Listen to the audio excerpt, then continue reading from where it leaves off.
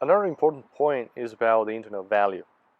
Uh, we all assume that the internet is the source of truth. The informations that we find when Googling for something are taken for granted, when in reality, we don't know.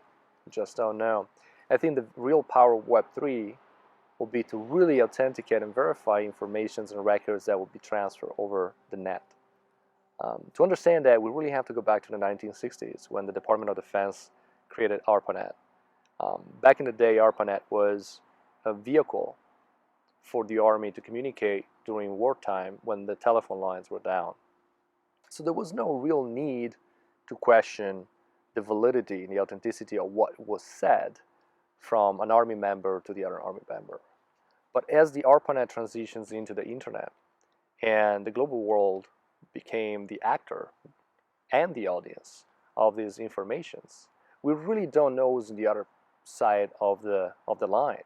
We don't have visibility on the authenticity of the records and the information that is being transferred. And so that's why I'm very excited about the use of non-fungible records, of Web3 in general, as a way to really verify and authenticating informations over the net and creating a much more cohesive relationship between individuals over the internet. And that will create also a much more fluid interactions between companies, between governments, and individuals, how they're going to be using and transferring this information.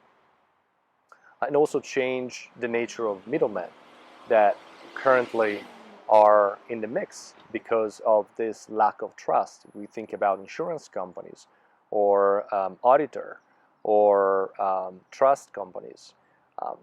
That won't be necessary in the future when we have Web3 taking care of that lack of trust. The lack of trust also is something else that we have to talk about. The nature of the trust as a concept will change, especially in an age of mistrust. And I think that will have profound impact on the individual themselves. If we think about things like dating, I was reading a statistic the other month about that 60% of the dating happens through dating apps.